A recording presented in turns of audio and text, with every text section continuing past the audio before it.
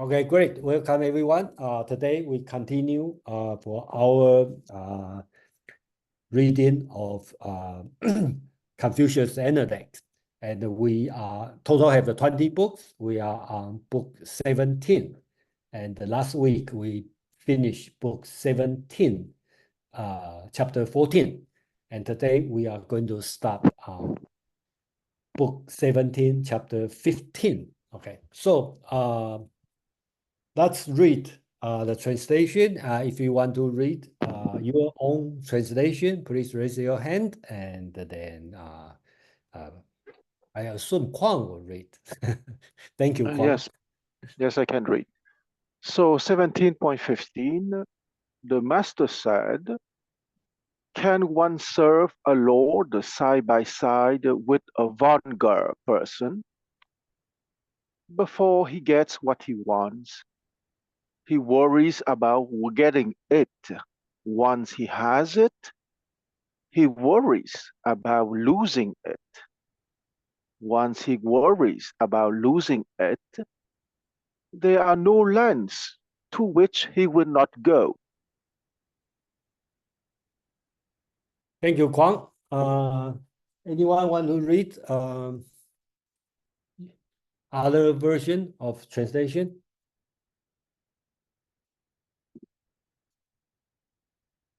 Okay, so let me share what we have. Aman, can you read it? Absolutely. Book 17, chapter 15. The master said, regarding a simple man, can you serve a lord side by side with him? Before he gets something done, he worries about getting it. Having got it, he worries about losing it. Once one worries about losing something, there's no place he won't go.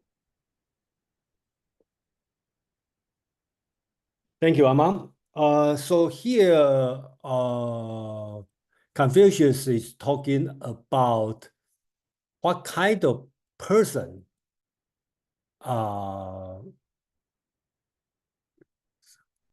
you can hold on, okay, so what kind of person can be your colleague? Okay, so colleague means they serve the Lord side by side. So he talking about a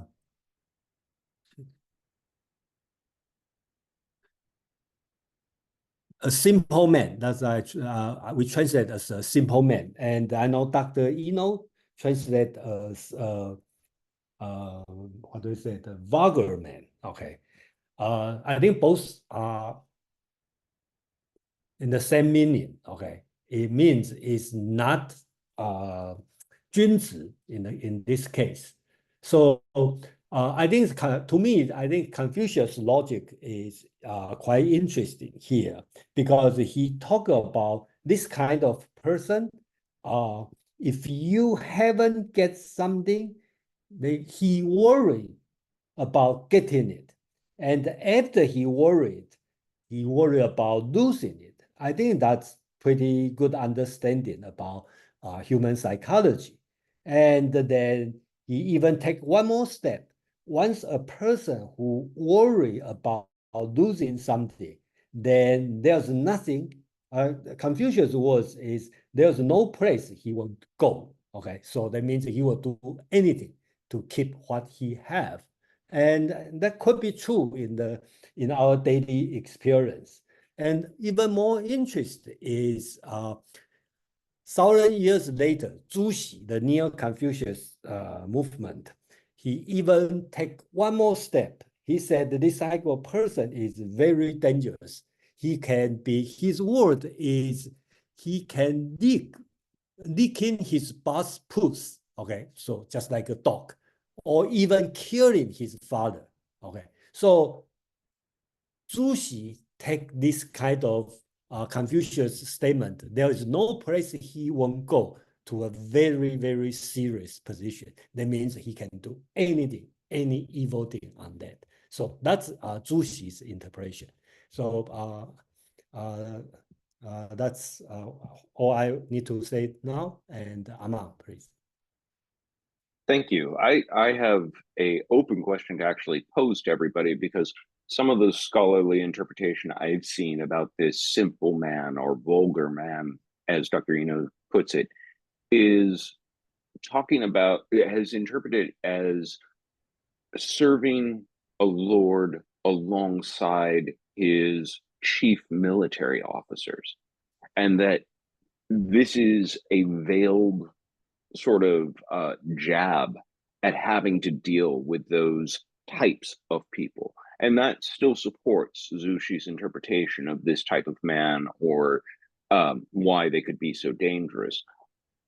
I'm not 100% sold on that, though it would make this an interesting critique of the sort of officer, or sort of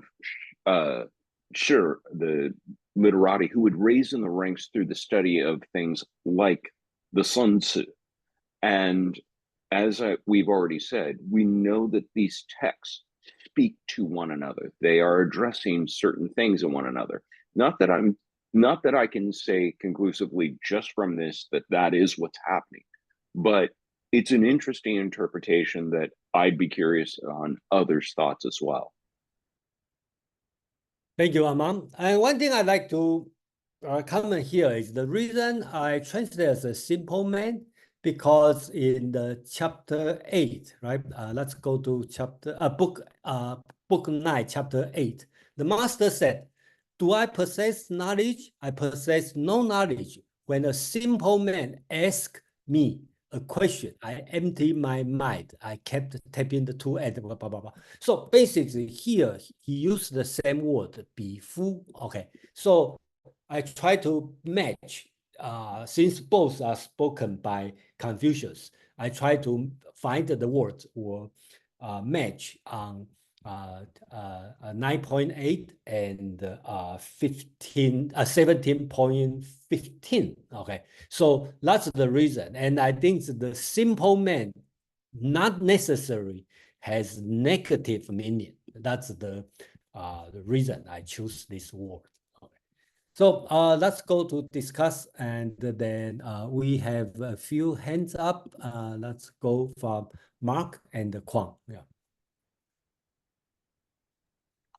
Yeah, thanks. If I understand Eamon's point correctly, he was talking about how this simple man, kind of like the main idea of this, could be a military man. And Eamon, interrupt me if I start to get off the track of what you're trying to say. And this makes perfect sense to me. This seems most logical, because a military person, particularly an officer, somebody who's in charge, they're the point where ideology enforces itself on society. They're the point where ideology becomes violence, becomes power. So a person like that has a different relationship to ideology than a king or a philosopher. A philosopher is promoting an ideology that stabilizes a certain social structure and tells people why they should obey and why they have a certain place and why they should follow certain rules, etc.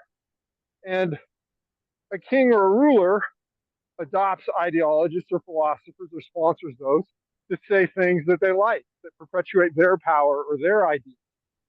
But a soldier is the one who actually determines, like, who does get to be the king, who does get to be the superior.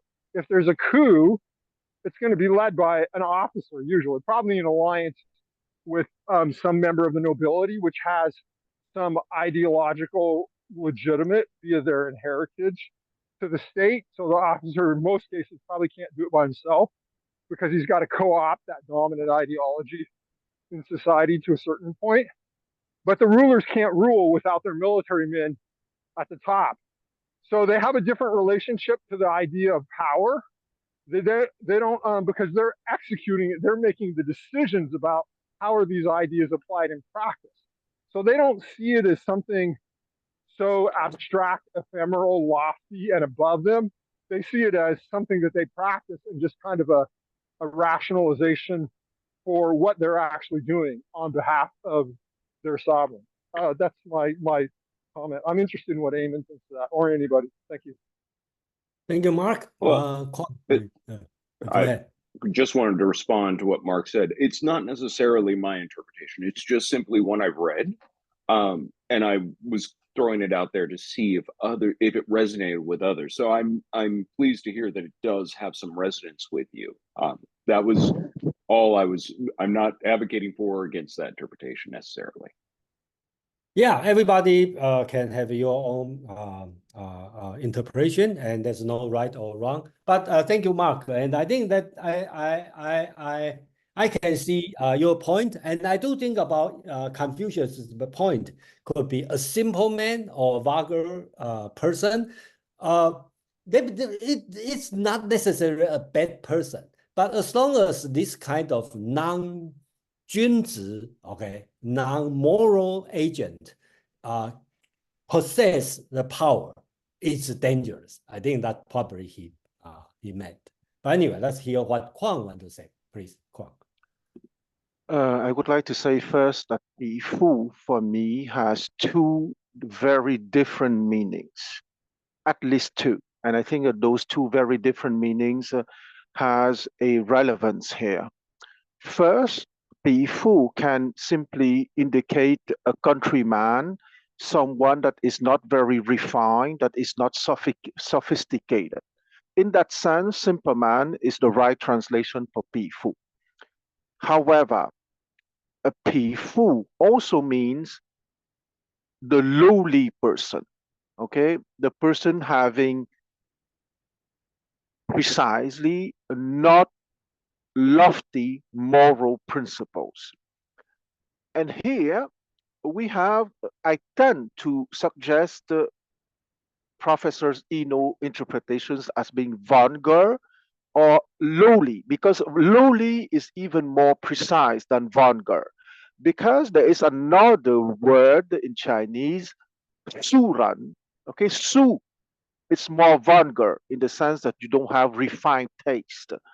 But in this context, fu truly means the person who is lowly, who would not hesitate to do very questionable things because he want to get money, or because he want to get power, or he wants to eliminate rivals that could take his position.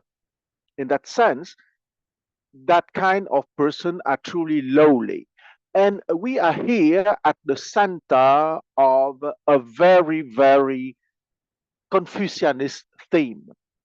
Because let's not forget that during the 21st century of the Chinese Empire, you would have examination from 581 AD, meaning from the Sui dynasty, even if between Confucius and 500 BCE and 580 AD, capable people from humble background would be recommended by the aristocrats, okay? But you would only have a systematic national examination to select people from all backgrounds, only from 581 AD. And in Chinese culture, there is a very typical phenomenon that would happen. It's true that many of the poor people having succeeded through the imperial exam, most of them would have an honorable behavior. But you also have people from lowly backgrounds having succeeded through the imperial exams that would show their lowly nature precisely when they would have power. I don't know if you know the expression, but if you want to destroy an inferior man, give him the wealth and the power that he's not capable to manage. And that is precisely the central problem throughout the Chinese empire.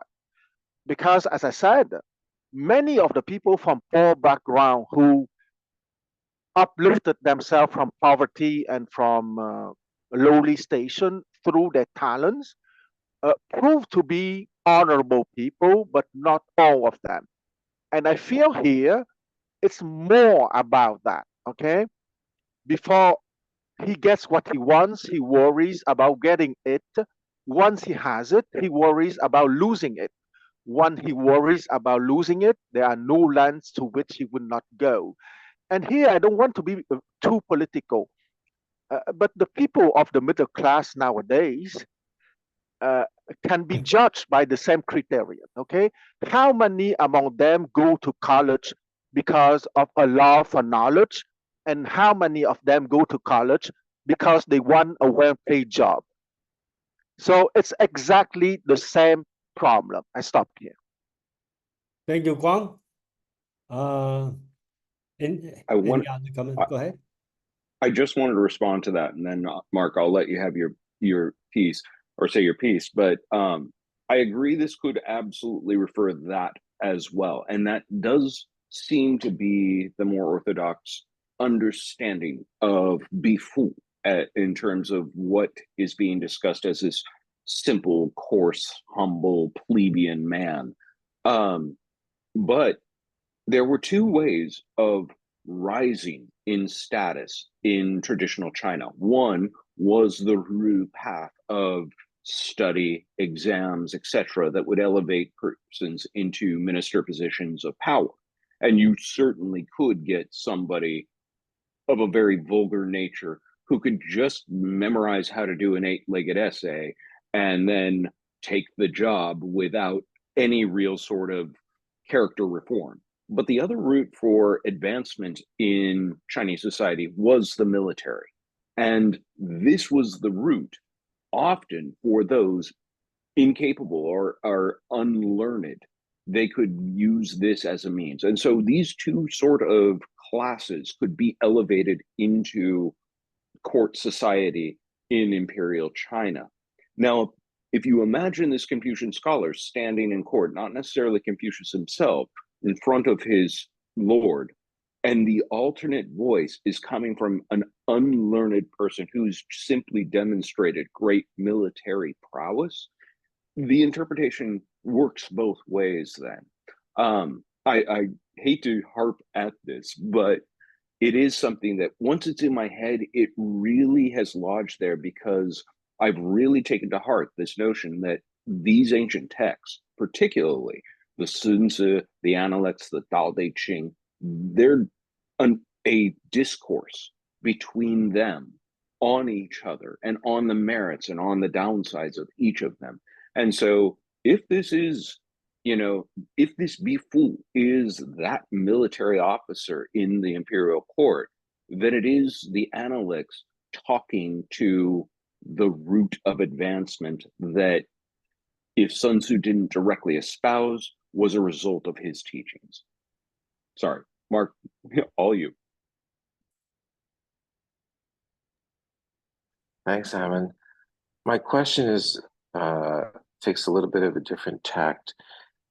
This chapter really reminded me of the Buddha's first sermon, the Dhammacakkappavattana Sutta, because in the discussion of the first noble truth, that all life involves suffering, I think he makes the point that when we desire something, we're suffering when we do not have it. And then when we do get it, we suffer because we fear that we may lose it. So there was just an interesting confluence of ideas here for me. Thank you, Mark. Okay, I think that's an interesting thought. Even we all know Confucius is not Buddhism. Okay, but I think that's a great idea. Actually, I sort of think about this kind of like Buddha teaching. Like if you have something, then you worry about losing something, and that's cause the suffering. Thank you, Mark. And Kwang, please. Well, thanks, Mark, for mentioning that, because Confucius was certainly not Buddhist, since the Buddhism did not come to China not before 5 centuries after Confucius. However, they have the same representation of the word, okay? And I'm coming back once again to my beloved hexagram, because the lines 1, 2, and 3 of the hexagram, the lower trigram, is precisely the animal kingdom. And in the mind of the aristocrat of Confucius' time, they were thinking like that. Okay, people who were not born into the aristocracy, I'm sorry to be very blunt, are animals. Okay, they have line 1, 2, 3 in their mind, meaning sense perception, intellect, and social sophistication.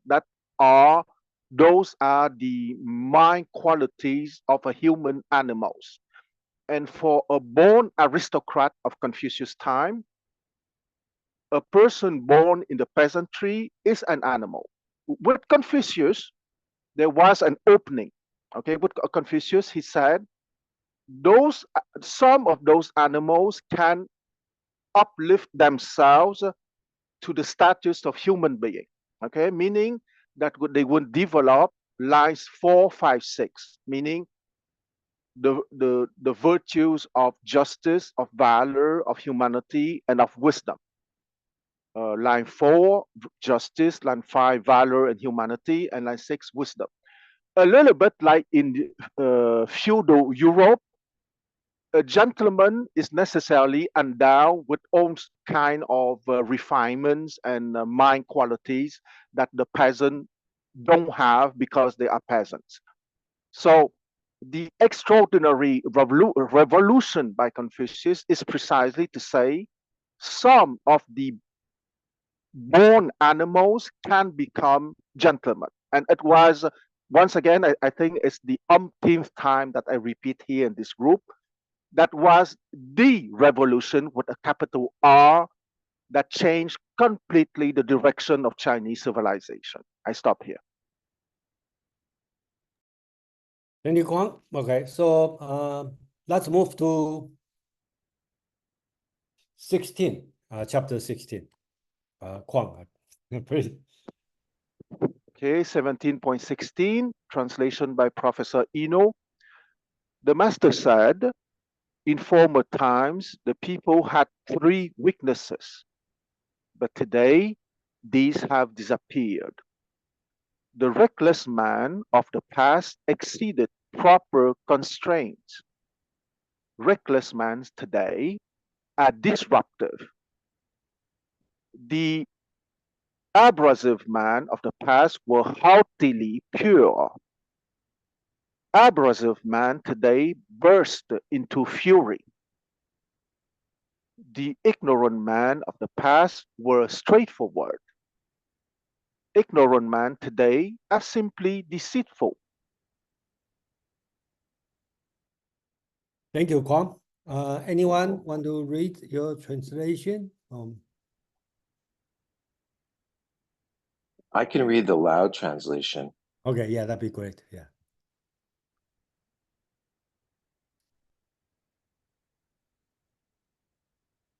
Wait, hold on, I'm on the wrong page. Okay.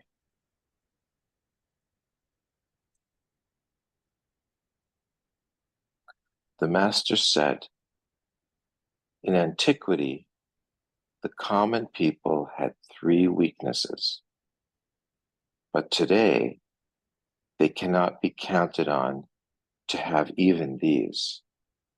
In antiquity, in their wildness, men were impatient of restraint.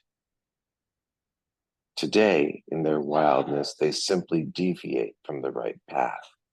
In antiquity, in being conceited, men were uncompromising. Today, in being conceited, they are simply ill-tempered. In antiquity, in being foolish, men were straight. Today, in being foolish, they are simply crafty. Thank you, Mark. Mark, what's the DC Lao's translation on the 3 weakness or 3 shortcomings? 3 weaknesses. 3 weaknesses. Okay, thank you. Okay, Amam, please. Book 17, chapter 16. The master said, people of the ancient had 3 dislikes, which people of today don't have. The ardent of ancient times were just uncontrolled, but the ardent of today are completely aimless. The vainglorious of ancient times were principled, but the vainglorious of today are indignant. The ignorant of ancient times were straightforward, but the ignorant of today are lying. Thank you, Aman. So here that's the reason I kind of think about this word 急, okay. The reason and his shortcoming or weakness, or I think the weakness, shortcoming, I think the Confucius, the ancient time, have it, but today we don't have it. Okay, so I think that's a little bit difficult to translate. That's why I think he is talking about they have three things people dislike, and then in the ancient time, it's just like this, which is not so bad, but in today, it become very bad. I think that's Confucius try to talk about. And the reason I translate this word 急, I think he is a little bit strong than weakness or shortcoming. The reason is I got from the word 嫉恶如仇, that means you hate, you dislike, you want to get rid of something. Okay, so that's the reason I decide to translate as dislike or hatred. Okay, so that's the hatred or dislike you want to get rid of. But in the ancient time, they go to the right direction, but not so good. But today go to very bad. So that's the three things, and I think three words are interesting. First, called 狂, I translate as ardent. Okay, and if you see the word, let me enlarge. This word actually is related to animal. 矜, okay, I translate as the vainglorious. Okay, so that means people are too proud. Okay, so this word, if you look at the word, is related to weapon. So that means you are the security guard. Okay, then you stand there tall and high and tall and take a weapon. So that's related to the weapon. The third one is 愚. Okay, this word is related to mind or monkey mind. Let's put it this way. So that means you are not well educated. So in the ancient time, if you are ardent, you just become uncontrolled. But today, the ardent people just go anywhere. The word Confucius use is 荡. 荡 means you have a boat there, but it's not anchored. So when the water flow, it just go anywhere you want to go. So it's dangerous. And the old time, if the vainglorious or vainglory people, they are stick with principle, okay, too proud. But today you become indignant, okay, so you will do something which is not good. And for the ignorant people, let's say, use the original monkey mind, okay, they are just straightforward, just like uneducated person, they just say whatever you want to say. But today, the ignorant people start to lie, do something harmful. So I think that's a match with Confucius' idea of in the old time is good and right now get worse. I think that's the reason I make this kind of translation, which is a little bit different than DC Lau or Dr. Eno's translation. So Aman, you have any comment? Yeah, I dropped the word G etymology into the chat, and literally it's sickness plus an arrow. And so when you talk about this is a strong negative, it's a negative that is like a sickness hitting its target. And you talk about, and what he talks about is that people have the same faults of ancient and of current, but in the ancient time is always a better time when you hear Confucius talking about it. And so, although people were ardent in ancient times, it wasn't as bad as what they are now. If they were vainglorious in ancient times, it wasn't as bad as they are now. And so, this isn't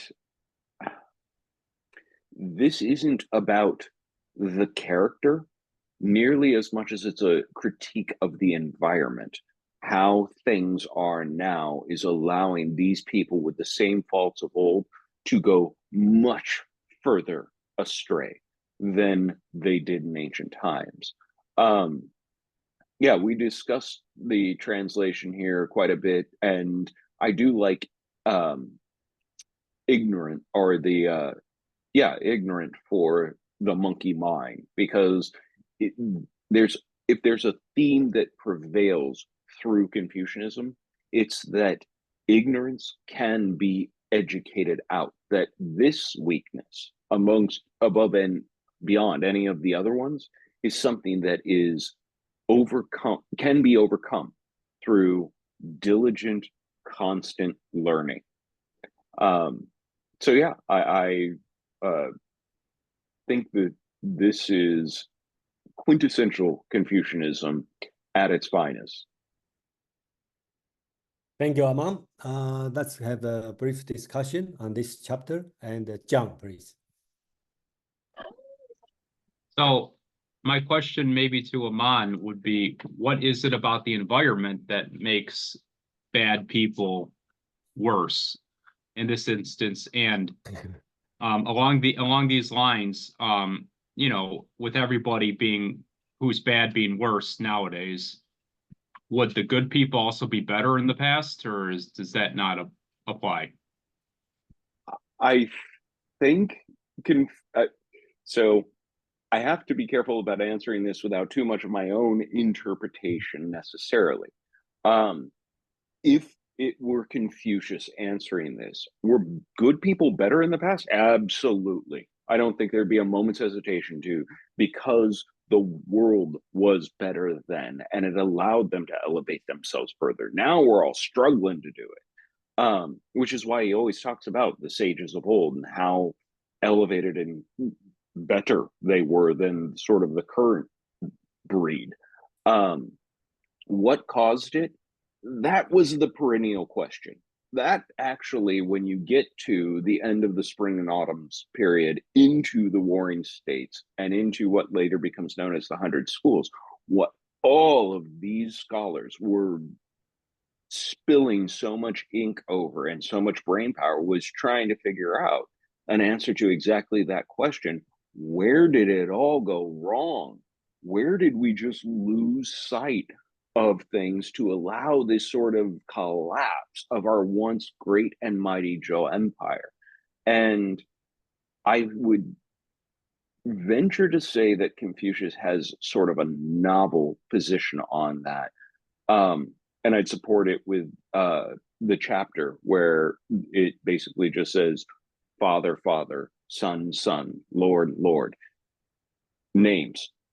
People start referring to things by what they were, specifically and particularly the Bao Huang, or false kings, who started adopting sort of royal titles and royal trappings that they were not allowed legitimately to have. The rectification of names, to me, to my understanding of Confucianism, is the cornerstone he hit on as this is what's gone wrong, and this is what we need to correct if we're going to get it back. I've heard arguments against this, but I really do see that as sort of foundational in his societal movement of what he wants to try and restore. Why it is so important to go back to that golden time, because they had it right then and we're losing it now. He had no truck for linguistic drift. That was not acceptable. If it could be written, it could be known, it could be understood, and it needed to remain so that way. So thank you, Amam. Well said. And I think the next chapter, chapter 17, talk about linguistic, and chapter 18 talk about the color, talk about the music, and also language. So that's the cause of the decline of the culture or whatever, and that cause the people, the bad people, worse than before. The good people not as good as before. So that's the reason. Yeah. In next two chapters, you will see. Kwang, please. Yes, here I would like to propose an interpretation that I think the old master was right, but however, before going into my long exposition, I want to say something. I think that Confucius was a man who was very disappointed by the behavior of of the people of his times, and we often read the many paragraphs where he would show that disappointment under the form of irony or of sarcasm. And here, I think that he gave a lesson of morality, but at the same time, you can feel the irony and the sarcasm in the tone if you want. Now, I want to go back to my theory. I want to once again use the hexagram, first the lower trigram, line 1, 2, and 3. Line 1, sense perceptions, line 2, the intellect, and line 3, social sophistications. I think that in old times, and by old times, I would say prehistorical times, people did not have a very developed intellect, meaning a second line, and not a very developed third line about social sophistication. So they were too dumb to be deceitful, precisely. And with time, because to be deceitful, you have to be a little bit evolved, intellectually speaking, and in terms of social sophistication. So I think it's reasonable to think that in former times, especially before the invention of writing, and writing has been invented around 1300 BCE in China. And let's not forget that it's not because it has been invented around 1300 BC in China that every one of the Chinese society knew how to read or to write at the time. So with time, people become more sophisticated. That means that they were more capable to be deceitful, to be precisely more complicated in their behavior. So the challenge is not to prevent the development of the intellect or of social sophistication. The challenge is to uplift the people to the upper trigram, okay, meaning lines 4, 5, and 6, that yes, they have to develop their intellect and they have to develop their social sophistication, meaning they have to be capable to lie, because not everyone is capable to lie. And if you don't lie because you're too dumb to lie, it's not for me a quality. It's simply because you're too dumb. But you have to be developed to be capable to lie first. And after that, you have to go deeper in your epistemological journey to the fourth line, to justice, to the fifth line, to valor and humanity, and to the sixth line, to wisdom. That you wouldn't realize because you have a higher mind, that you don't want to lie, even if you're capable to lie because your intellect is developed. I stop here. Thank you, Kwang. Any other comment? Otherwise, we will move to the next one. It's very short, but very important, being quote. I just wanted to say, Jason, that I can't help reading this chapter without thinking about our position today. Yeah. Okay, say no more. Yeah, I think we hear a lot about this. Thank you. Kwang, that's really, Amang, you want to say something? No? Okay. I was Okay. just waving goodbye to somebody who said they were leaving. Oh, okay. So let's read the next chapter. 17 is very short. So. Okay, 17.17. The master said, those of crafty words and ingratiating expression are rarely run. Okay, I'm going to read Dr. Chin, Anping Chin's translation. The master said, a man of clever words and of a pleasing countenance is bound to be short of humanness. Okay, and I think she meant 人. Okay, so let's share the translation I have.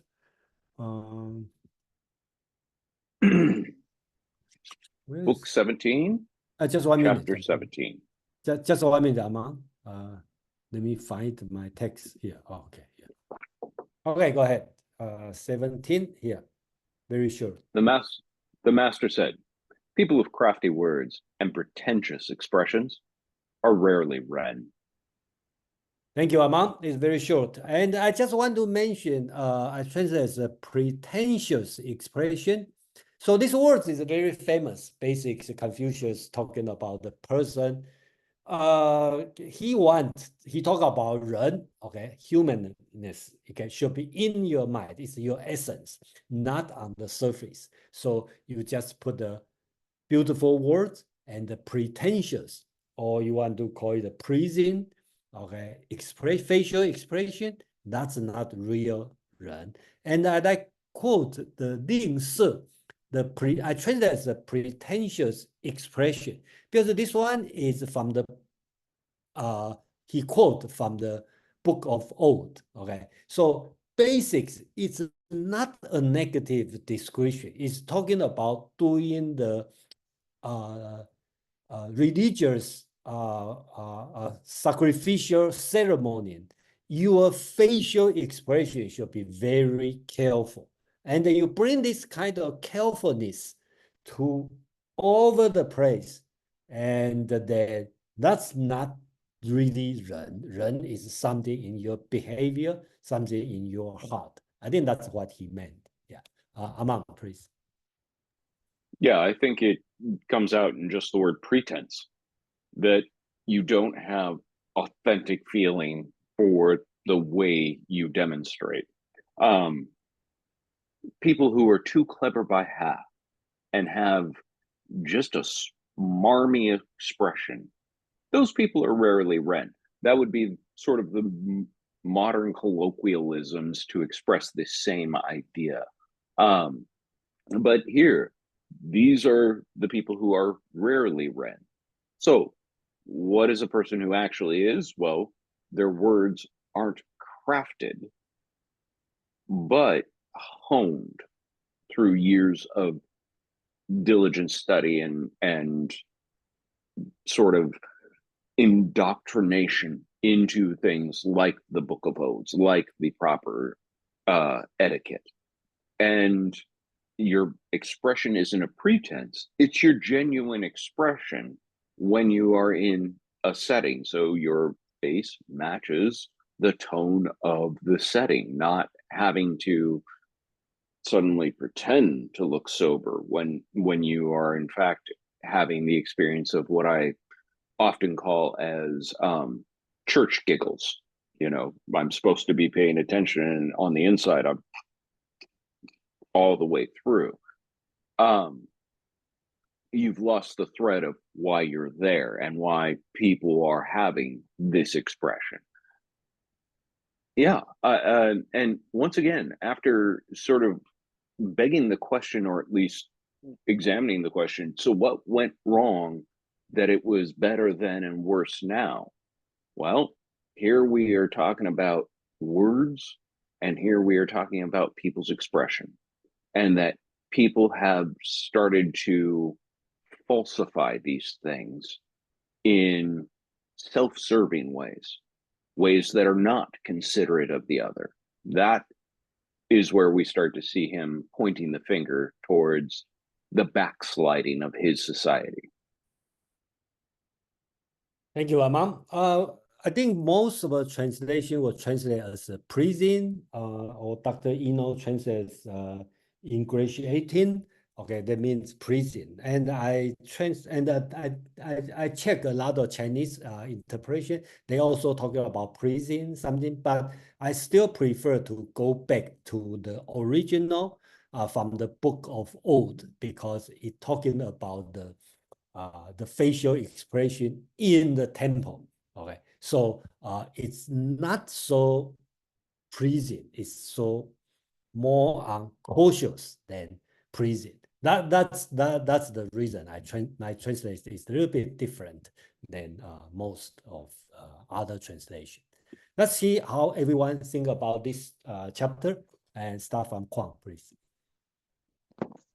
Yes, this expression Qiao Yan Ling Se is very interesting because I put it in a historical context. And I would say that what Jason said about the expression that is prescribed in the temple is right. But when I say that I put it in a historical context, I want to put it in the historical context of all the officers that had to serve the emperors and the princes of the empire. Ling Su, meaning ingratiating expression, according to Professor Inu, and I love it. I'll explain why.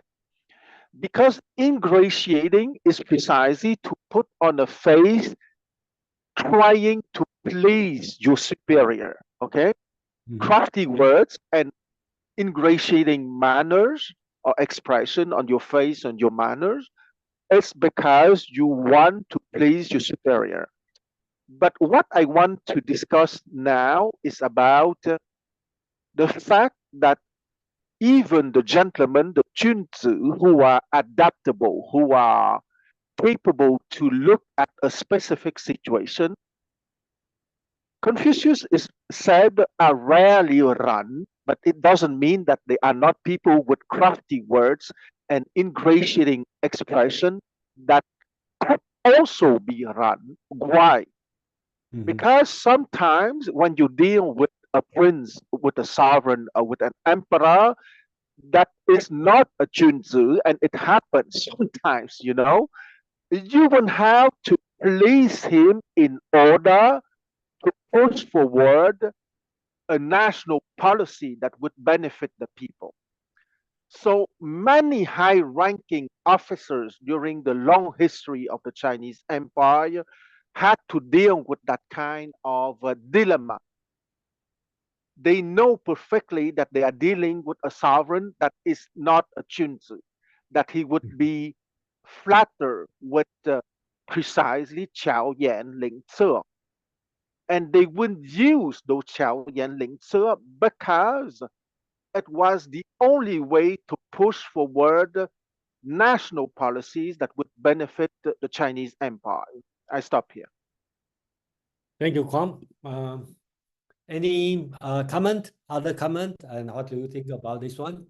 Mark, please.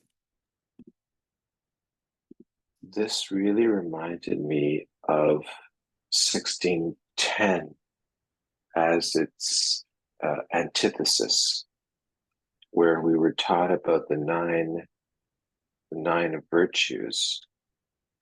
And I think it says that in countenance, he should be cordial. I mean, this is the loud translation. And conscientious when he speaks. So this is the flip side of that, it seems like. 1610.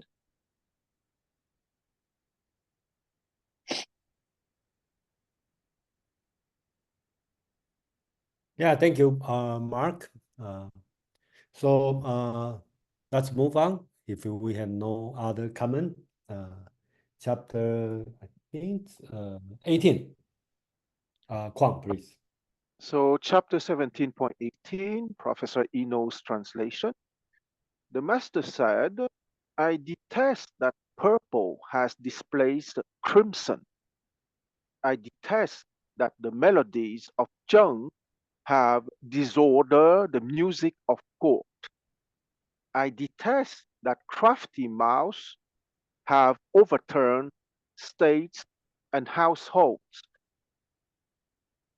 Thank you, Kwang.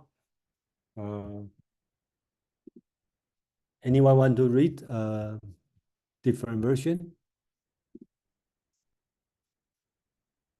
Okay, let's go ahead. Just 1 minute. 17.8. Book 17, chapter 18. The master said, I detest that purple has replaced red. I detest the melodies of Zhang have confused the elegance of music. I detest those who use sharp language to overthrow families and states. Thank you, Amam. Okay, so basics. I think Zhu. Okay, basics is the original color from the cinnabar. It's considered as right, proper color, and I believe in ancient time, if you want to make purple, it's more difficult, more expensive, so probably can become a new trend. So that's Confucius talking about what. Just back to the old time is better than today. So he first talk about color, then talk about music, because for some reason he doesn't like the music in the state of Zheng. Okay, so it must be something more popular, like today's pop music, something like this. And the point is not just color and the music. The point is the language, because right now people still to use sharp language, 利口 sharp language, and the language is not just bad. Language will cause problem, basically overthrow the state. Family means household. Basically, it means it causes the political turmoil. So, Amal, please. Yeah, here we start to get a peek of people adopting things that they have no business adopting or no proper position adopting. The color, like Jason said, purple was more expensive a color to make for textiles than red. But people would wear it to show off station, show off their wealth, even if that color had been reserved for other stations, other proper nobles.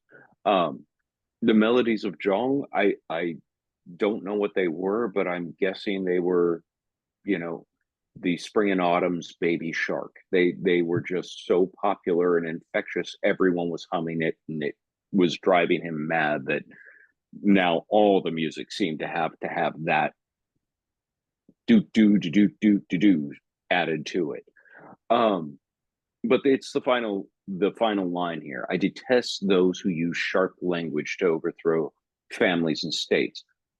The utility of language as a weapon is what he's talking about here, as the most powerful weapon, because it's what can overthrow a family or a state or an empire.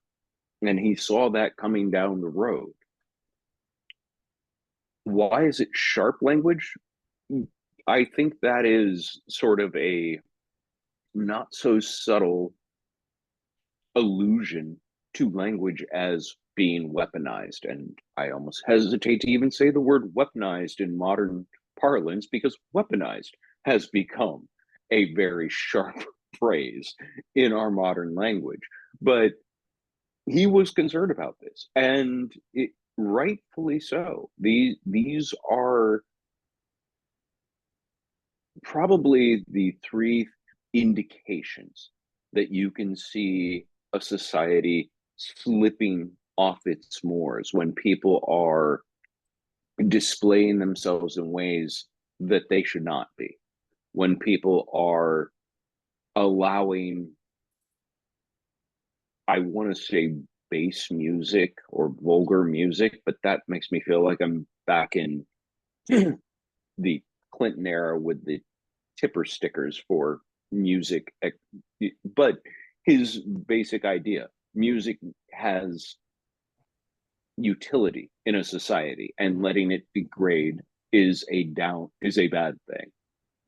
So yeah, I think my argument for his argument of the rectification of names and everybody in their proper place is really emphasized here. Thank you, Amam. Huang, please. I just want to congratulate Amon for having reconstructed the melodies of Zheng by do do do do do do do, because I imagine the people showing their butts with moving their hips, because precisely Confucius was blaming the music of Zheng of being lascivious and provoking sexual behaviors, excessive sexual behaviors, of course. Yeah, I think the which chapter he talk about Zheng Sheng Yin, huh? I just forget which chapter, which book talk about. He talk about it's licentious. Okay, so in Confucius' ideal, music is just not entertaining. Even Confucius like to sing, there's one chapter talking about when Confucius hear somebody sing well, he will ask people to sing one more time, then Confucius will follow to sing. So he's very like music, but his purpose of music is education, social. We can glue everybody together. But sounds like the Zheng Sheng, I think I forget which chapter he talked about the music of Zheng is licentious, it's lustful. Okay, so that probably is just very entertaining, and there's no education, cultural purpose in his point of view. Any other comment on this one? I have to say, as an argument for licentious music and for the critique of music, it is an easy slight for many people to paint a genre of music with a broad brushstroke and deride it all as valueless. That is not to say there is not terrible music that can be produced. But these comments from Confucius strike me as somebody who would write off wholesale an entire genre without giving it what I would call a fair shake, because there can be art even in rather lascivious tunes. Okay, thank you, Amam. Let's move on to chapter 19. So, Kwang, you want to read, please? Yeah, 17.19, Professor Eno's translation. The master said, I wish to be wordless. Zigong said, if you never spoke, then what would we disciples have to pass on? The master said, those Tian speak, yet the seasons turn and the creatures of the world are born. Those Tian speak. Thank you, Amam. Oh, no, not Amam. Sorry, Kwang. Let's share the screen. Okay, right now it's Amam. And incidentally, it was 1511 where he talked about the licentiousness of Zhang. Okay, thank you. 1719, the master said, I wish not to speak anymore. Zigong said, if the master doesn't speak anymore, then what will we students transmit? The master said, has heaven ever spoke? 4 seasons are still in motion. Hundreds of things are still generated. Has heaven ever spoke?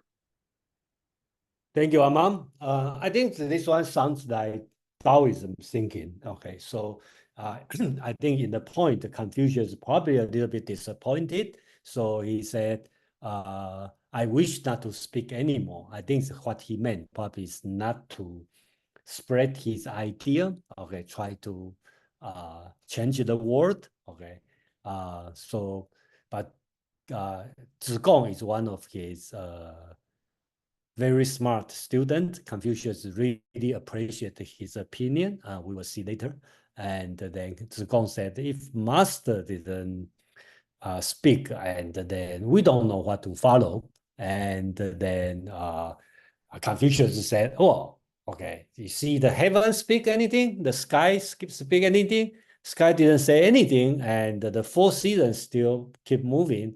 Hundreds of things are still regenerated, and does heaven speak anything? So sounds very Taoism. Okay, so in my opinion. So Amam, please.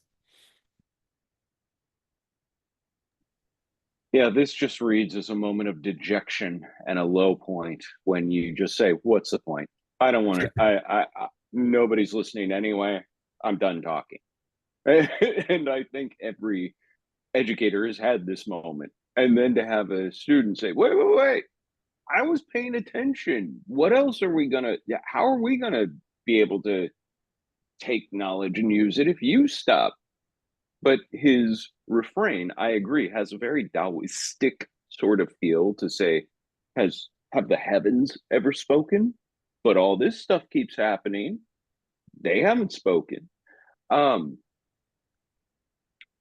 that does beg the question, does the master then consider his teachings as elevated and as immutable as the heavens? That this is a sort of fine thread or fine line to parse.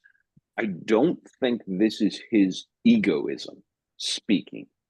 I believe he is speaking about the lessons of the Book of Odes and the perennial value of the education he was giving his students would speak for itself. It would transmit for itself. And therefore, his work to do it was kind of incidental. And this really just does feel like, a very low sort of depressive moment in the master's life. But he wasn't wrong.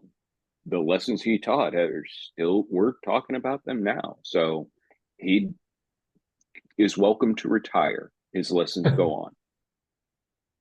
So we read, if you remember, on this book 17, and the beginning of chapter 1, talking about Yang Huo, and then chapter, which one? Chapter 5, talking about Gongshan Forlao, and chapter 7, talking about Bixi. Okay, so all these three look like Confucius are quite ambitious. He was even willing to work with the rebels and to resurrect the idea of the Zhou dynasty. But in this chapter 19, he seems not want to speak anymore. So he's quite depressed. At least that's I feel. Let's see how you think about this one. Kwang, please. I don't have a very long speech on this one. I just want to give a feeling. It is one of the rare paragraphs in all of the Analects that I have the feeling that Confucius has a moment of messianic hubris, because there's a kind of undertone that maybe it's only my feeling, that he was almost comparing himself with heaven. But that's my feeling. I stop here. It's very rare from Confucius to have such a messianic declaration. Okay, so you say Confucius elevated himself to the heaven. That's it. Oh, wow. He doesn't. I understand the interpretation that he feel dejected. Okay, that's fine. I have no problem with that. But in the same breath, he was speaking of heaven, which is also worthless. So anyway, it's a good thing that sometimes Confucius can be messianic. It's not a flaw for me. Yeah, I totally agree. Actually, I be honest, I'd like to share to everyone before the meeting start. I just have the chat with Amang, and we do really enjoy reading Analects. Okay, so actually, I didn't read as just a teaching or just a doctrine or something like holy text, sacred text I have to read. I feel like I do see Confucius as a past person. And if you are a real person, sometimes you feel low, sometimes you feel proud, sometimes I feel I'm as good as heaven, sometimes I feel I'm nothing, just like a dog on the street. So I do see his moment change, and that's the part I really enjoy reading this one. I don't see he is a sage or great teacher. I see he is a great man and how his life passed through. So I think that's wonderful, And it's only the second time, because the first time it when Huang Tui in Song tried to kill him, and he said, "But what can Huang Tui do to me?" heaven. Oh, yeah. I have a mission that is protected by Yeah, heaven. he It's was not, protected by heaven, something like this, yeah. they can, I have a mission to do, and they cannot do anything to me. So yeah, Well, in so in I think we 72 all have years, this kind of feeling, we feel being treated unfair, and I say, okay, and I'm such people like me, I have in many places to go, so I don't care. So okay, Mark, please. I think one of the things missing from this is action. So even if he stops speaking, he cannot really stop acting. And it's his actions that should be emulated even more than his words, because words are more easily misinterpreted, whereas actions are often more difficult to misinterpret. So Mark, so you mean here he said he is not going to have any action, or no, I think he is leaving action as what he wants as his legacy, even more than speech. Okay, that's another way to read it. Any other comment? Joe. Yeah, so I walked in on the tail end of this. And I've said this here before in the past. I said this idea of the power of the unspoken word is sometimes the way of saying something and allowing something to be and you're still informing people, and I think that nature works in a similar way. So the idea that change can occur through silence. Thank you, Joe. I think that's another way to look at, I think it's very Taoism thinking. I don't have to say anything, and then I know that growing up, my mother, if she really didn't want me to do anything, she didn't say anything. Because whatever I envisioned was a hell of a lot worse than she was probably going to come up with. Yeah, just like I think this one would be same as what Huang feel. He feel like he's like heaven. He doesn't have to say anything, and then everything will work in the way it has to be. Let's see what Nick want to say. Nick, please. Yeah, just want to comment on Huang's interpretation. I guess that interpretation would be valid if we interpret Confucius to elevate, to ascend towards heaven, because heaven being high up, transcendent there. But there's also an alternative interpretation of this paragraph, this chapter, in the traditional sinology by a sinologist, which is to downgrade the status of heaven. And because in the Chinese thinking, heaven is up there, but it never reached the divine status as in some other culture. Especially it doesn't have that strong connotation of religion. The place where deities reside, all that. So if we interpret that way, meaning, yeah, heaven is up there, but it's closer to human, us, and me being an individual human. So I draw some parallel between the behavior of the heaven and my own behavior, and downplay the religious, divine connotation, but emphasizing the utilitarian connotation of the comparison. meaning, wow, there's a season, there are things that work. And, by the same analogy, there are also things that I, as an individual, should also work, be useful to society, whatever. So in that sense, maybe I should shut up, yeah. So that would be alternative interpretation by going the other way than to ascend to the heaven. Thank you, Nick. I think that's very interesting interpretation. And I think your interpretation could work for the next chapter, which is a little bit mystical. And then Nick, your interpretation, I think, could work for the next one, chapter 20. Let's read it. Okay, Kwang, please. Okay, 17.20, translation by Professor Robert Eno.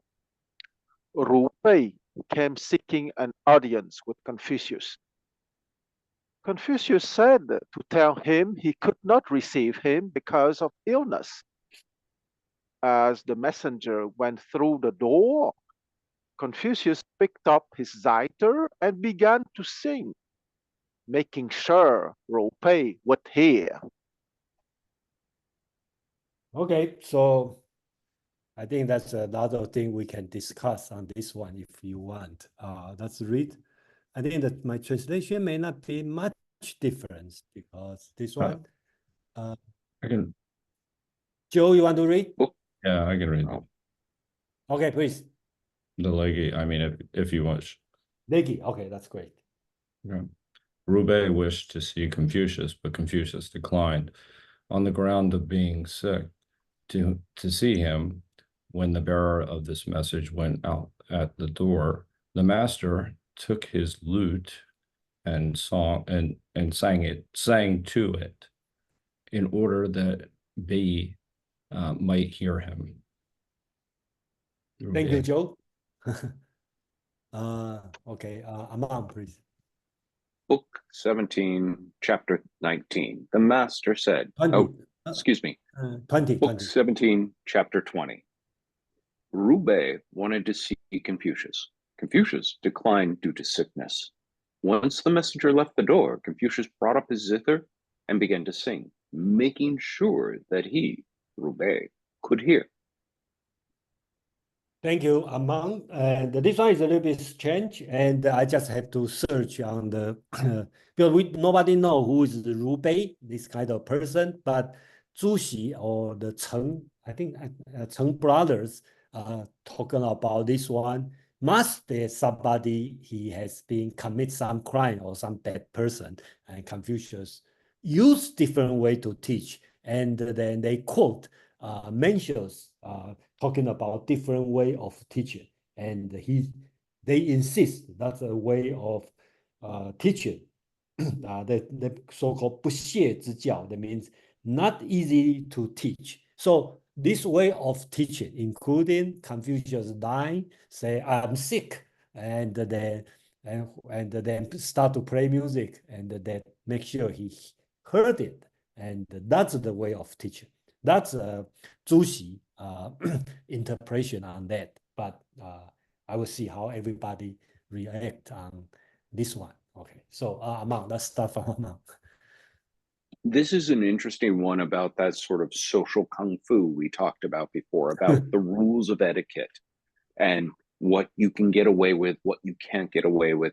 Here we've got an instance, being able to decline visit because of illness, perfectly common sort of practice. This was something that anyone would encounter and not necessarily see as unexpected or even uninterpreted, or even misinterpreted as the person is really sick. This is just a polite way to refuse audience. But he accentuates the point that that is what he's doing by making sure that he can hear him strumming his sixth string, so that there's no mistaking what this was. This wasn't his actually being sick, and you are not meant to believe that I am actually sick, but you will have to say that I refused your visit on the basis of being sick, does this person then go back and report the additional information, or take that additional, well, the messenger goes away, but he's making sure Ru Bei can hear him, at least according to the text. So the message is being driven home: you aren't welcome here, or you are not welcome to come visit me, and don't make any mistakes about it. This is crafty, even if that is something he dislikes in others. But it is using sort of the social norms and etiquettes in a way to really drive a point home, that I find just out of character to some degree, but also par excellence of teaching, because others had to witness this too and just sit there and went. And so this was as much for Ru Bei's benefit as it probably was for his students. Thank you, Amam. But right now, when I double check, I think in the Chinese text, it doesn't say Ru Bei. I should remove this one, okay? So I believe he could hear, we don't know who, okay? Because from the text, 使之闻之, it doesn't say, make sure that he could hear. We don't know he is Ru Bei or the messenger, okay? Could be messenger. So if that means messenger, that means let's say Ru Bei is not personal visit Confucius, just send a messenger, say, Mr. Kong, okay, my boss want to see you. And the Confucius said, I'm sick. So the messenger left, and the Confucius start to sing. Make sure the messenger hear it. So let's imagine what the messenger go back to talk to Ru Bei, what the messenger has to tell. Okay, so he say, oh, boss, I go there, and the Confucius said he is sick, but I hear him singing. Okay, so I think that would be quick. The situation would be like this. I just want to make sure according to the Chinese text, there's no specific person. Just say have him hear it. Okay, that's it. So anyway, let's hear how everyone react on this one. To me, I think this one is very much like Zen Buddhism koan situation. Joe, please. Yeah, I mean, I understand the Leggy translation's a little bit different. But he does talk about at the end of it, in order that Ru Bei or Bei might hear him. So that either way, to me, this is somewhat simple. There's a lot of different ways you can send a message. And, this is definitely one way of sending a message, using the social norms of the times. And so even if we think about it in today's terms, or in just a moment ago, I was just saying, sometimes you don't have to say anything and you're sending a message by not saying something. So, again, I just think he's, conveying a message and making sure it's heard and understood. And that's what a good teacher does. They have various forms of communications, right? They don't necessarily only have one way of communicating with people. They have, they know what someone needs to hear. And actually, that kind of goes back to what I was thinking about, even the previous passage, is that immediately what had come up to mind is the idea of the wordless. By not I wish not to speak. But yeah, but the previous one with wishing not to speak is there's an element of right action, so that you have the idea of a friend If you're talking about in terms of Aristotle's knowing when to say something to somebody and how to say it. So maybe in this, there's various forms of saying it. And this is how Confucius is communicating in different ways, I think, over these past two passages. That's all. And so anyway. Yeah, thank you, Joe. And I think Mencius is agree with you. He Mencius talking about they have a different way of teaching. But Mencius doesn't mean this one. Okay, he just say there's many different way of teaching. One way of teaching is without using word, something like this. Yeah, I think it's meeting people where they are. That's the main point, more than anything else, and that's wisdom. Thank you, Joe. Huang, please. I would like to precise the fact that the first sentence of the paragraph is Ru Bei came seeking an audience with Confucius.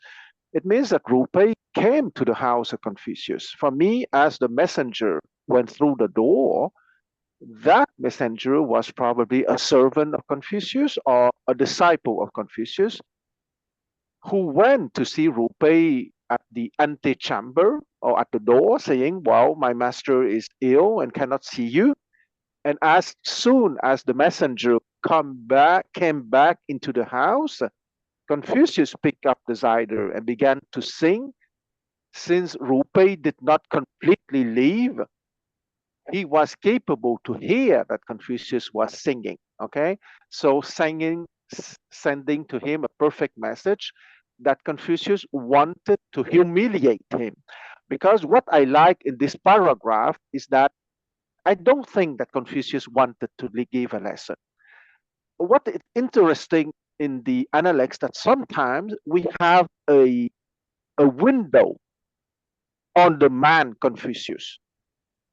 And according to Professor Ino, Ru Bei was a man of influence in Lu, but a man of influence can be anyone, okay? Is he an aristocrat? Is he a rich merchant? Is he someone making bronze vessels? I would like to make the hypothesis that he was not an aristocrat. The name Ru Bei doesn't sound aristocratic.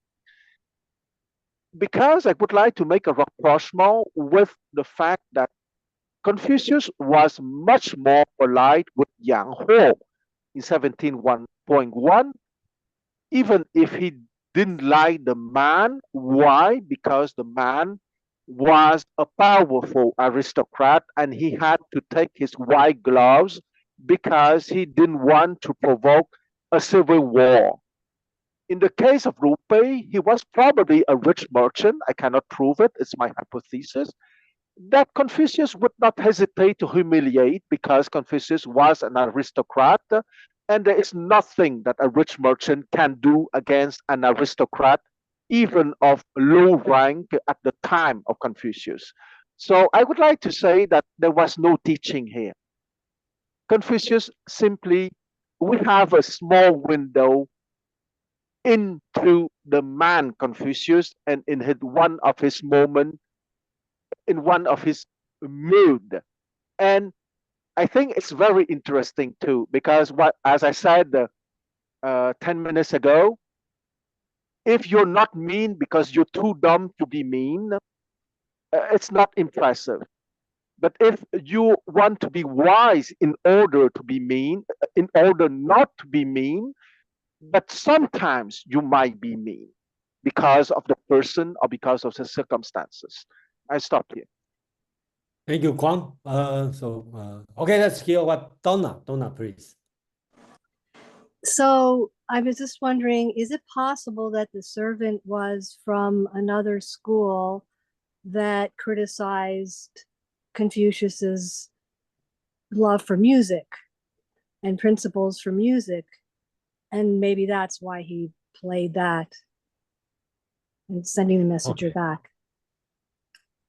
Thank you for this idea. But I would say most unlikely, but it's also possible because if let's assume Ru Bei is from the Moism school, okay, Moism is against the music, okay, so then if Ru Bei is from Moist school, then your theory is right because that's the school which against the music. So, but I don't think he want to learn from Confucius because. Yeah, Anyway. I would almost suggest just reading back through these passages and envisioning Ru Bei standing in his antechamber in a purple robe, humming a tune of Zhang, thinking he's entitled to an audience with Confucius.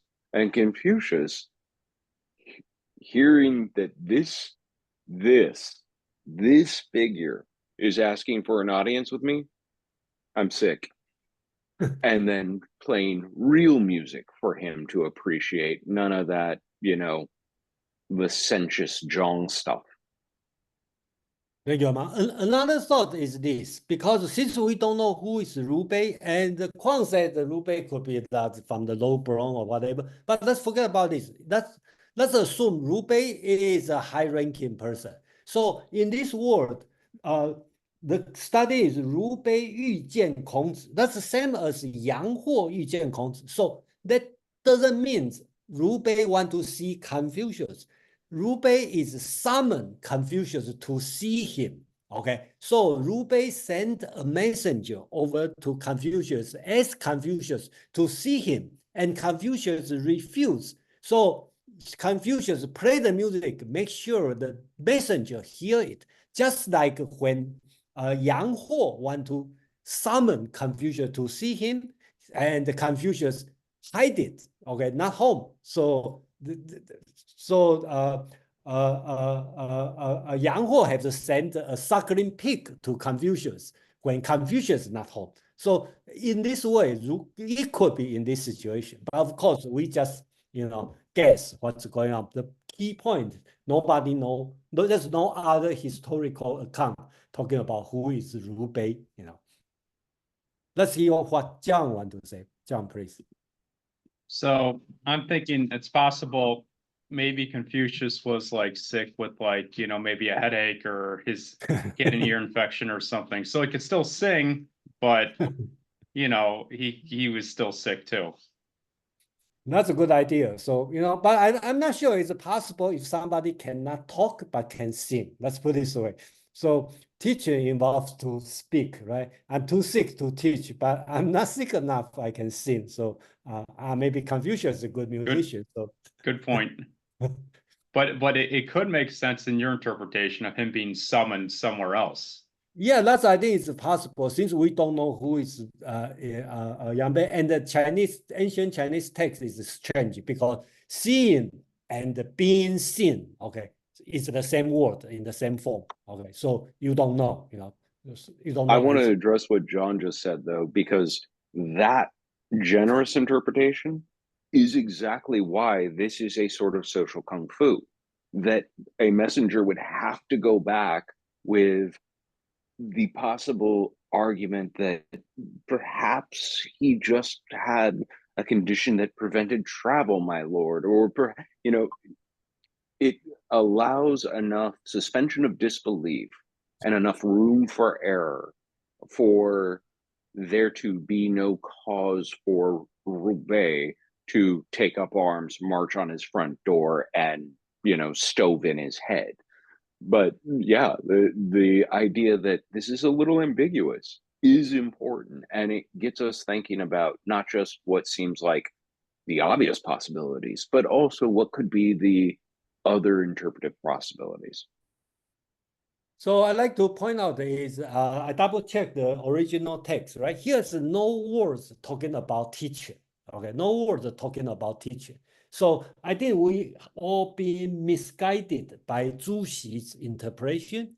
Zhu Xi, in this point, quote what Cheng brother talking about. This is Mencius talking about not easily to teach. So that's through many interpretations. So today we all thinking about teaching. Okay, but if you look at the Chinese word, there's nothing talking about teaching. The zero. There's nothing about just want to see or being seen. That's it. There's no teaching involved. We just assume it's a teaching. So that's another part. Forgive me, Jason, but that is precisely my point. There's no teaching to be found here. We have a small window into the man Confucius, precisely. Thank you, Kwang. So, Mark, please. Thanks. I just wanted to make the suggestion of what song Confucius was singing and playing at that time was hit the road, Jack, and don't you come back no more, no more, no more. No. Sorry. That's a good song. So, Among, you can sing. I know you can sing well. So.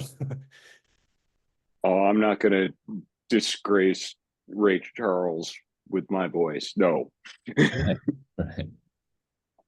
Okay, so let's move on to the chapter 21, and then we can end here. Then that means we have 22, 23, 24, 25 for next week. And I'm sure next week we will go to book 18, at least one or two chapters. Jason, yeah. On a more serious note, why is Confucius not direct? Excuse me, Why can I hear you? I didn't hear you. Can you hear me? Yeah, now, yeah, please. Why is Confucius not more direct, saying, tell Jipei I do not want to see him? That's the question. Yeah. I know that you or Quan said he wanted to humiliate him. That's our guess, our suspicion. We don't know why doing this, but I think it's reasonable. You see, Confucius is not as straightforward as we assume. At the beginning of this book, you can see how crafty he is, right? When he doesn't want to see Yang Huo, and then he want to return visit, but he fight to check, make sure he's not home to do it. So he's not that straightforward, that honest as we assume. So he maybe play some game we don't know, you know. So I want to try and tackle this though, because I think Mark asked a really good question about why is the direct approach not acceptable? Because it was a risk of one's life. That, simply put, they, especially in ancient China, but throughout Chinese culture, keeping face was just exceedingly important, and not being able to be accused of humiliating the person at your front door and doing it in a clever manner was the height of sort of intellectual kung fu. You've managed to save face. You haven't overtly declared your hostility or your anonymity towards another person, because if you do, that person then has cause to say, well, my honor has been slighted. I'm now going to come and, take your head. That was a real possibility consistently throughout ancient China, both legitimately from people who were socially above you in the pecking order, but also pragmatically in the sense that this guy may be an absolute schlep who just happened to make himself rich enough that he's able to put on the trappings of being an aristocrat, but that also may mean that he has the funds to actually pay off some people to show up at your house and burn it down while you sleep in it. And so there's real cause to be cautious of those sort of social mores. And navigating it was basically job 1, 2, and 3 of the aristocracy. Yeah, thank you. But to answer Mark's question, probably another way is to assume, okay, Liu Bei is in a high-ranking person, so Confucius cannot direct reject, so You know, that's another way to think about it. But anyway, okay. We don't know all these things. Joe and then Kwang, please. Joe. Yeah, I mean, I would just make a general comment here is that I think that this is a limitation of the written word. You know, in the sense that, you know, we don't necessarily capture everything that is actually being communicated sometimes. So in general, this is what kind of one of Socrates' criticisms of, you know, kind of writing things down as opposed to dialogue.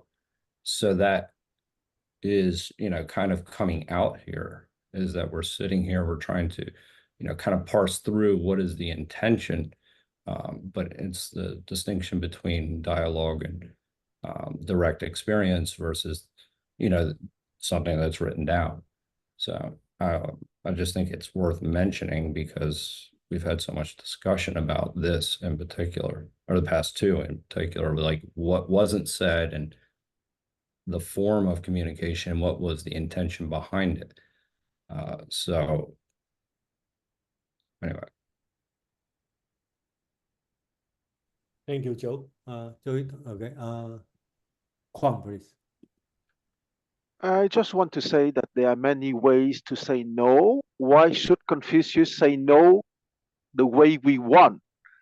He say no the way he wanted to say no. That's all. Yeah, thank you. Okay. Let's respect his choice. So okay, so let's move on 21. I think 21 is a very interesting one, you know, and Nick has a comment though. Okay, Nick, please. Yeah, thanks. This is the segue to 21.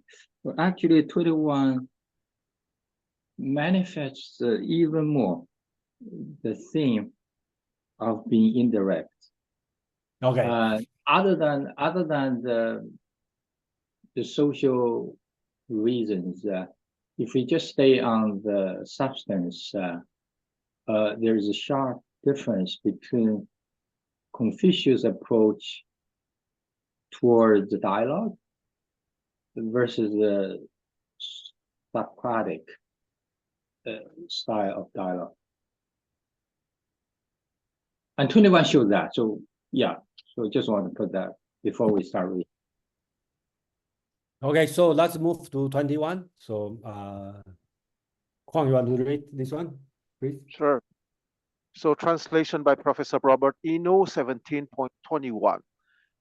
Zai Wo asked about the 3-year mourning period.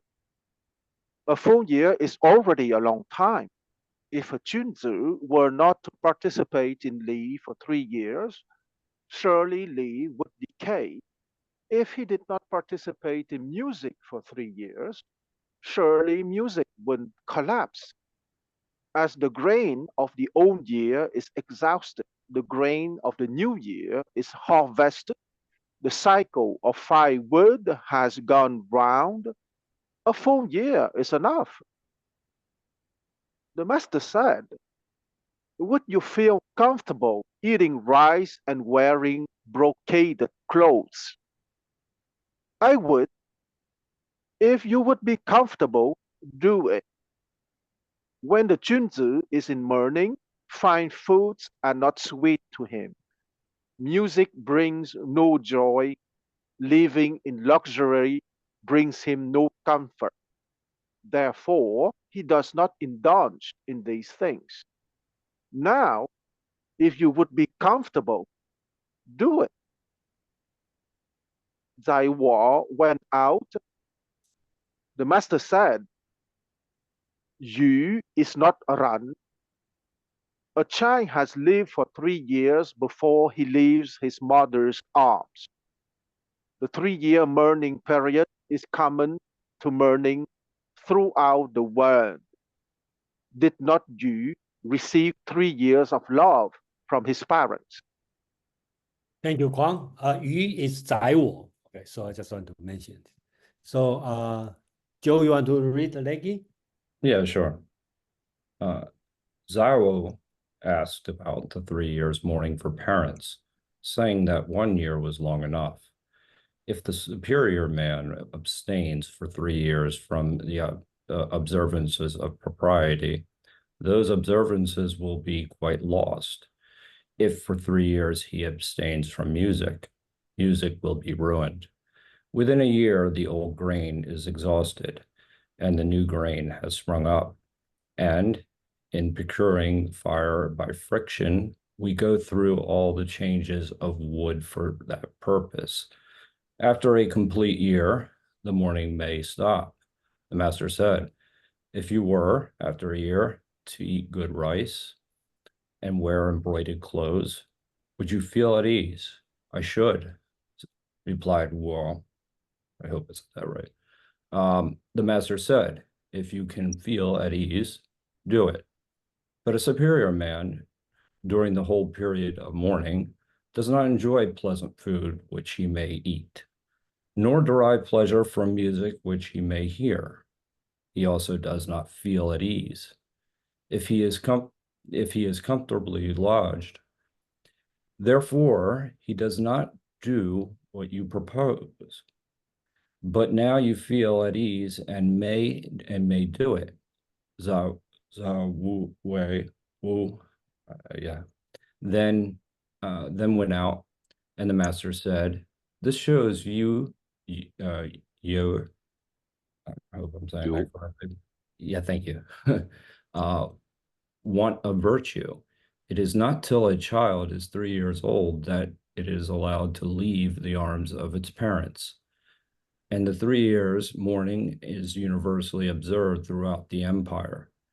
Did you enjoy the 3 years love of his parents?" Thank you, Joe. Okay, so let's read the translation. Okay, so Aman, please. Book 17, Chapter 21. Zaiwo asked about the 3-year mourning period of one's parents' death, saying, 1 full year is too long already. If a junzi neglects rituals for 3 years, rituals will certainly decay. If a junzi neglects music for 3 years, music will certainly collapse. After the old grain is used up, the new grain will be taken out, and woods used to light up fires, firewood, will be changed after a period of 1 full year, which is enough. The master said, eating fine rice and wearing flowery clothes, do you feel comfortable? Zaiwo said, comfortable? Since you feel comfortable, do them. A junzi in mourning tastes no sweetness when eating fine foods, enjoys no pleasure when listening to music, and feels uncomfortable when sitting in his room. For this reason, he doesn't do them. Now, since you feel comfortable, do them. After Zaiwo left, the master said, you, Zaiwo, also lacks ren. A child doesn't leave the parent's bosom until 3 years after birth. Therefore, the 3-year mourning period is a common mourning period in the world. Does you, Zaiwo, have 3 years of affection for his parents? Thank you, Aman. I really like this chapter because the reason is we don't see much. Well, probably that's the only one. We see kind of debate, okay, about what's right, what's wrong. And Zaiwo is only student want to debate or argue against what Confucius said. So I think this one provides a pretty good argument. And then we all know famously Confucius insists when one of parents die, you need to mourn for 3 years. When we say mourning, and we means you don't participate in some official activity which practice the sacrificial religious activities. One of them, don't play music, okay, don't eat fine food, don't wear flowery clothes, and then that's many things you need to do. And the Confucius argument is 2 things. One, you don't feel comfortable to do so. Secondly, why is it 3 years? Because that's a payback to your parents. Because in general speaking, kids doesn't leave the parents' hand after 3 years old, until 3 years old. So it's reasonable for you to mourn or feel uncomfortable for 3 years. And then Zaiwo's argument is also valid. He said, he quote, by the natural law, everything is years cycle, right? He talked about the grant. You finish this year's grant, then you have the new grant. And the more interesting, he talked about 赚税改火. Okay, so we translate as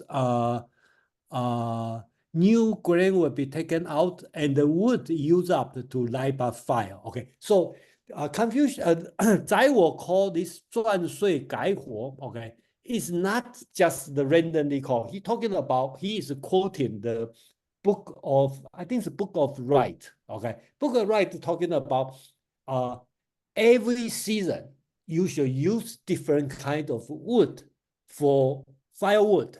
Okay, so according to this teaching, right? So you just a cycle, then there's a new wood you are going to use. Same as your life should be the new life after 1 year's mourning. So in Zaiwo's point of view, 1 year is long enough because it's a new cycle, just like nature.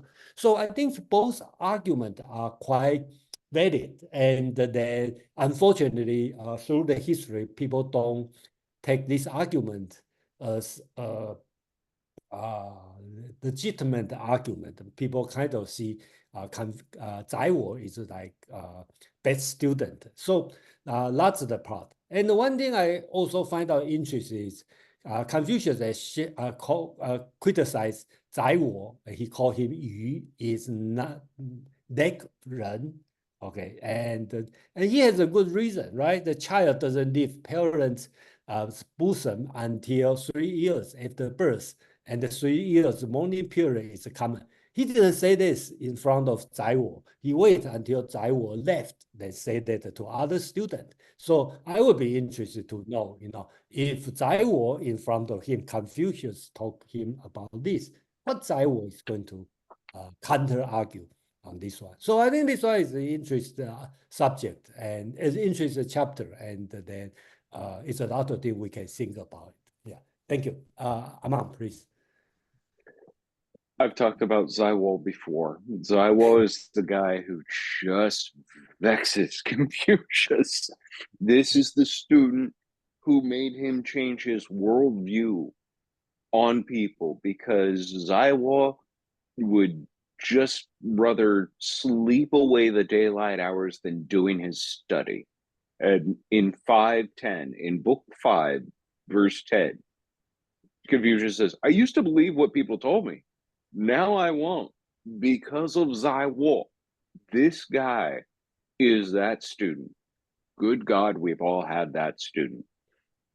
Or at least every educator has, is going to challenge every last damn thing you say. Just because that's the way they are.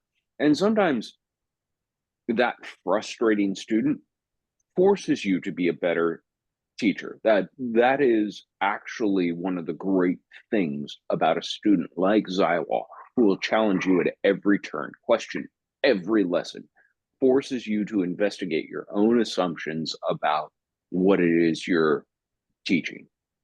Here we are, 12 books later. Zaiwo has now gained command of the master's lessons well enough to be able to use something like the Book of Rights to argue his point. A year is enough. And this is why. These are the... So what do you do with this guy? You just make an appeal to character. You're comfortable with this? Yeah, I'm comfortable with this. Then do it and send him on his way. But after that, there's a rejoinder. Zaiwo lacks red. Whoever it is that got to hear this, got to hear the master say, that boy right there lacks ren. He's been capable of gaining command of so many of his lessons, but he's missed something very fundamental, which is people cared for him, taught him, were his tutors, were his educators, were his parents. does he have enough capacity in him to show the same reciprocity, the same affection, the same care and concern for those people once they're gone? He doesn't yet. He's just lacking in rent. As much as I like to point out that Zaiwa is the student that caused him the most grief, Zaiwa is also the one who died tying his cap back on, because a Junsa wears his cap even when he is the victim of an assault on his lord's palace.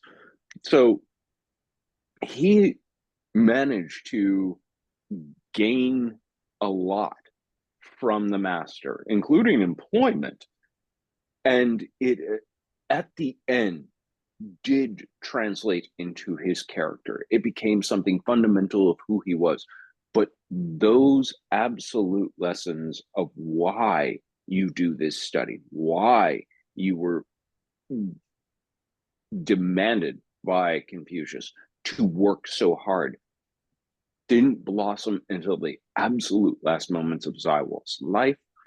And I'd love to believe that somewhere in the afterlife, Confucius saw it and went, finally, because here we get him just so close, but still missing the mark. Thank you, Amon. I think forget about you. I think to me, one interesting is Confucius has many kinds of student. So through and respond to student, we can see many side of Confucius. So for example, we have the Fanci or Zizang, who is kind of dumb, not so well. So Confucius, so they ask a lot of basic questions. So we see a lot of fundamental answer. He has also have a smart student like Zigong. Okay, so kind of peer-to-peer conversation. So you know that. So he has another student like Zilu, who is kind of like his younger brother. So the conversation will be also different. So and Yan Hui is another a great student, but died early. So from Confucius thinking about, kind of remember about Yan Hui, and we also know another side of teaching. And through this student, a lot of people call bad student, but I respect this student personally because I could be this kind of student. So and for this student, Confucius can provide a lot of reasons so we can understand. So I not only appreciate the student like Zaiwo, I also appreciates these students appear in front of Confucius. So we know the reason of Confucius. So anyway, that's open to discuss. And then we have Joe and Kwang. Yeah, I mean, I like this passage as well. What Zarwal doesn't seem, in my opinion, to get, and I do think, to Amon's point, the student that is asking why all the time plays a very important role, because you have to, that's wisdom, is you understand why you're doing something in the first place. But even more important than that is, why does ritual exist? I mean, that's the other question that needs to be asked in that process.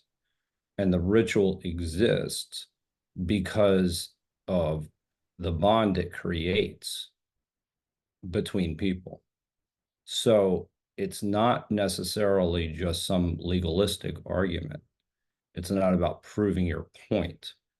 It's about doing something well that creates a relationship between you and the rest of society.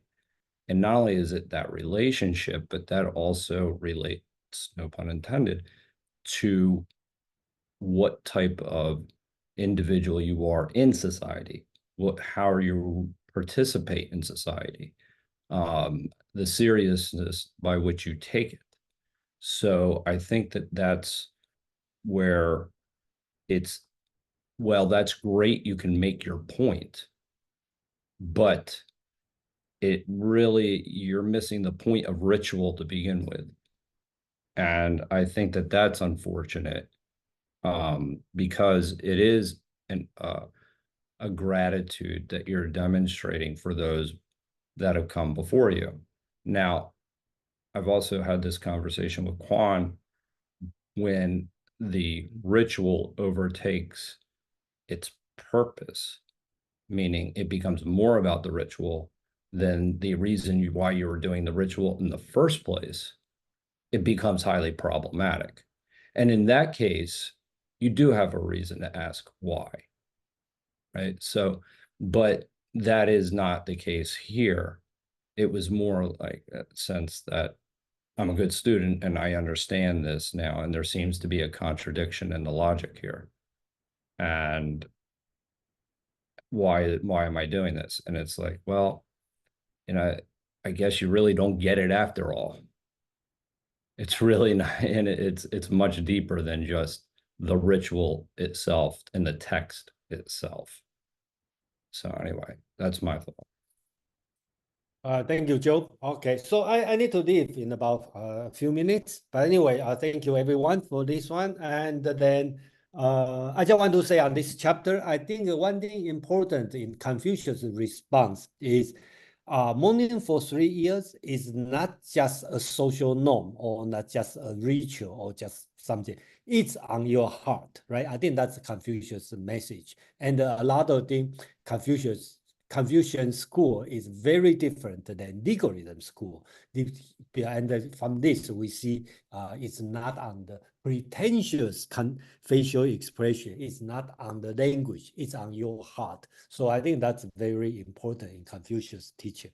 So we will end. Well, I have to leave, and then I leave Joe to take care of everything. And thank you, Kwang. Thank you, Joe. Thank you, everybody, to participate. And the next week we will start from chapter 22 and to end of chapter 26. I believe we can finish book 17 and probably will go to book 18. And we have 18, 19, 20. 20 is very short, only 3 chapters. So, okay, so we have 2 more books to go. So thank you, everyone.